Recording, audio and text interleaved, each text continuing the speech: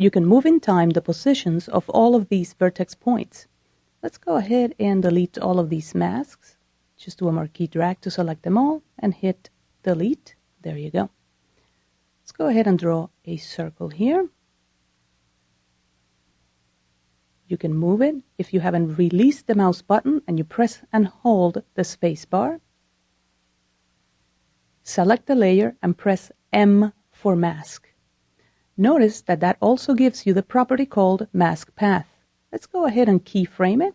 Click on the stopwatch. Move in time. All you need to do now is move the positions of these vertex points. For that, we're going to switch to the selection tool. Notice that all of these vertex points by default are selected because we clicked on the property called the mask path. To deselect all of them, just click somewhere outside of the mask. There you go. Now all you have to do is click on one of the points and move it. You will get interpolation. Scrub the timeline. There you go. You can also copy and paste these keyframes. Select the first one, copy it, Control or Command C, move to where you want to paste it on your CTI, and Control or Command V. There you go. There are different ways that you can use to do this interpolation. Let's go ahead and delete these keyframes. There you go. What if you want to turn this circle, for example, into a triangle? That is easily done. Go ahead and double-click your layer so that it opens in the layer panel. Notice that there is a composition panel, and now there's also a layer panel. At the bottom of the layer panel, there is something that says Target None. Go ahead and click there and select Mask 1. Keyframe the mask path, move in time, and just draw your triangle. Let's go ahead and grab the pen tool, click, click, and to close it, just double-click, and there you go. You're going to get an interpolation of a circle going to a triangle. Let's go ahead and delete these keyframes, and let's go back to the composition panel.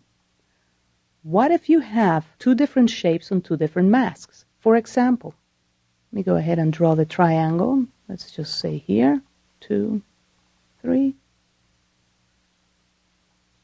Let me deselect the mask 1 so that there's no target.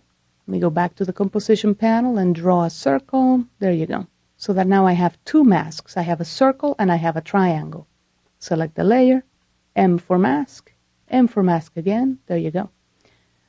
Click on the words mask path of one of them just to select it and keyframe it.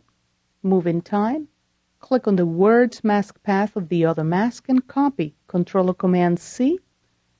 Again, click on the words mask path of mask 1 and paste. Control or Command V.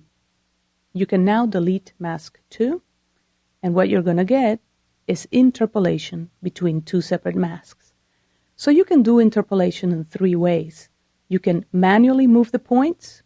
You can also use the layer panel to just draw your new mask, and you can copy and paste mask paths from one mask to another mask to interpolate the shape. Also notice that the number of points doesn't really have to agree. 4 points, 3 points. You can add points on any of these keyframes. Let's just go ahead and add it here. Let's add 2 points. Let's switch tools now to the selection tool. Let's move these points, something like that. There you go. The interpolation will still happen. You can always add points, but deleting the points is not so good. Let's go ahead and delete one of the points and you'll see what I mean. Let's grab the Delete Vertex tool and let's delete this one right here. You get a warning. Deleting points from an animated mask path deletes points from all of the keyframes, unless you turn off the Preserve Constant Vertex Count option in the General Preferences dialog box. We'll do that in a minute. Go ahead and click OK. There you go. If you notice, our circle is now missing a point. Let's go ahead and undo that. Undo is Control or Command Z. And there you go. Go ahead and navigate to Edit, Preferences, General.